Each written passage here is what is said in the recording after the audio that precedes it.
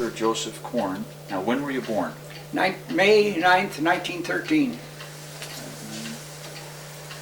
And your occupation at different times? Well, I sold a little insurance to start with after I went to business college, after I graduated from business college. And then I went to work at the Rose Garden as a waiter. And then from there I went to the Red Rooster and worked there for Frank Venable. And then from there I went to the White Swan working steady for Johnny Quinn, nickel beer.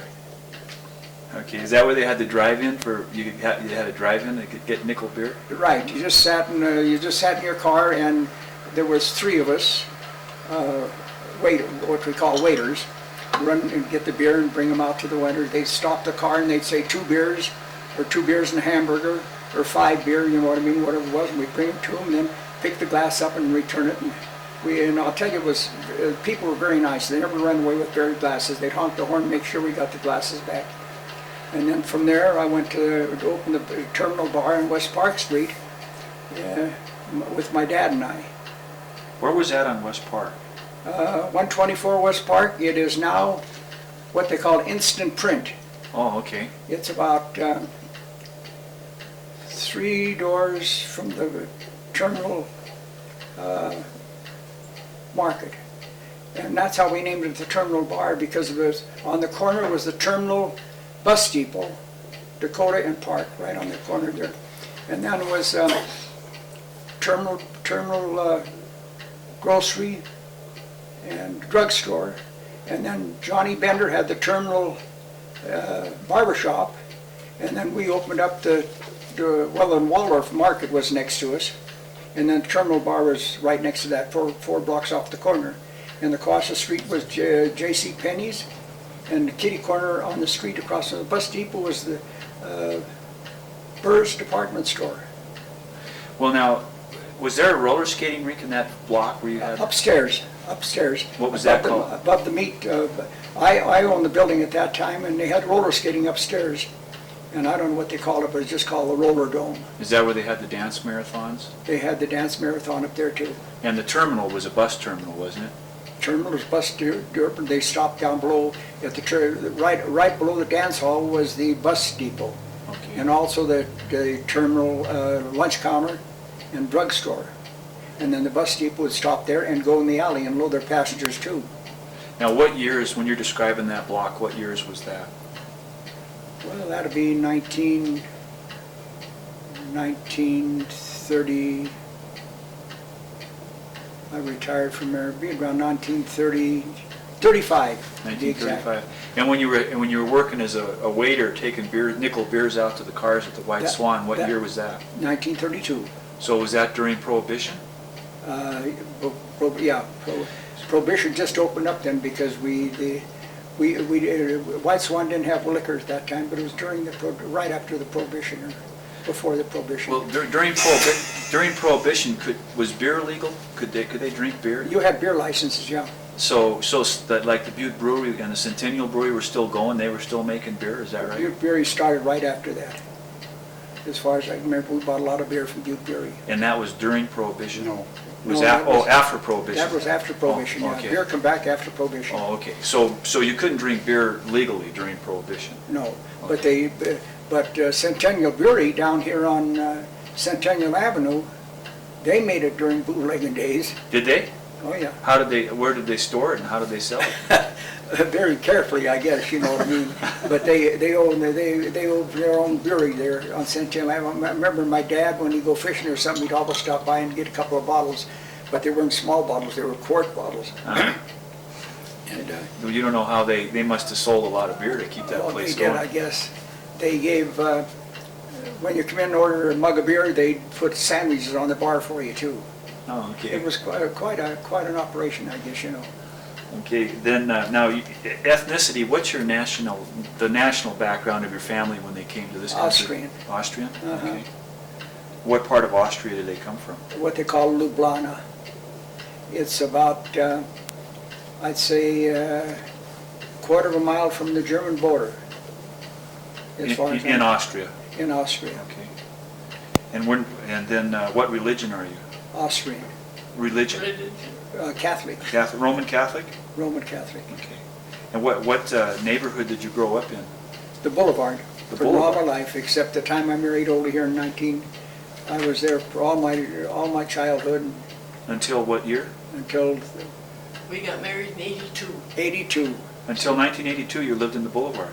Now, when you think of the Boulevard, what's the boundaries of the Boulevard? The boundaries of the Boulevard was Iron Street, Main Street, Timber Butte, everything within that area there.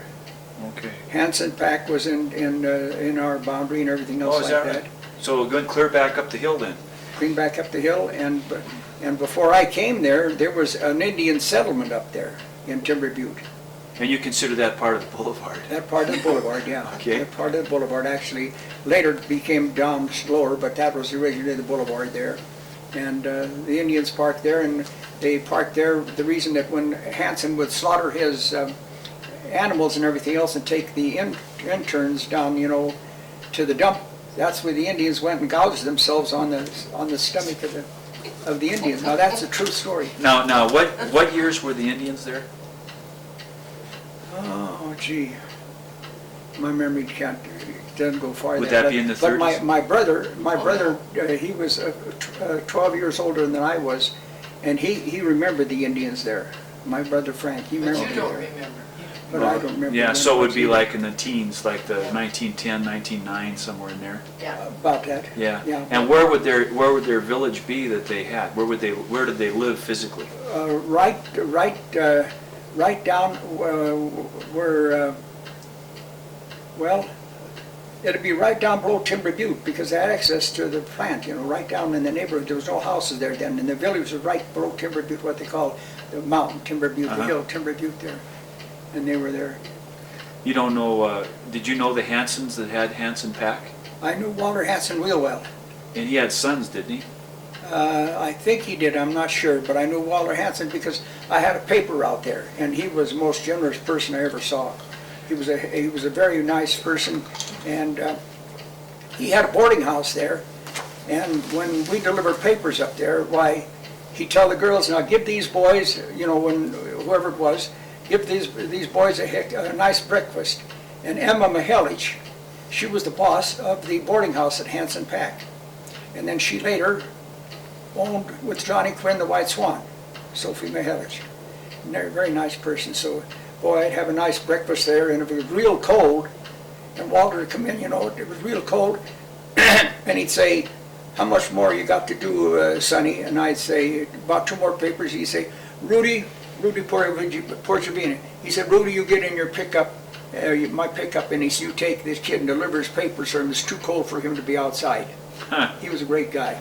And he got later killed when he went to, what he was intending to do was to manufacture fresh produce, meats and stuff like that, meat especially, to California, and then bring back vegetables from California back up to Butte here. And that's the year that him and Allie got killed in that car wreck. Driving to California? Driving to California. Walter Hansen got killed. Walter Hansen, did he get killed or was he disabled? He got killed. He was driving a Pierce Arrow, wasn't he? Pierce Arrow, right. Who else was in that car accident? Alex, the driver, and we were just talking Frank about that. Reardon. Frank Reardon. And then there was another Pierce, car. the guy that had the Pierce dealership, he was in it, wasn't he? Yeah, I think that was him, yeah. So Walter Hansen, did he have connections back into Chicago? Not that I know of. I mean, were there any business connections like with the Chicago livestock yards or anything like that? I don't know. I Okay. couldn't really tell you. What about connections with Centennial Brewery? No connection. Nothing there.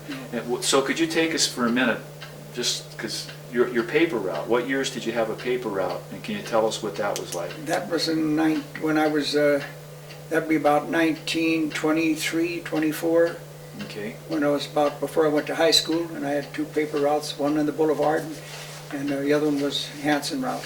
And so what paper did you have delivered 2 different papers? No, Montana Standard is all I had, just So- the morning paper. So where did you pick it up and when did you pick it up and what was your route? I picked it up about 6 o'clock in the morning at the Holland Rink.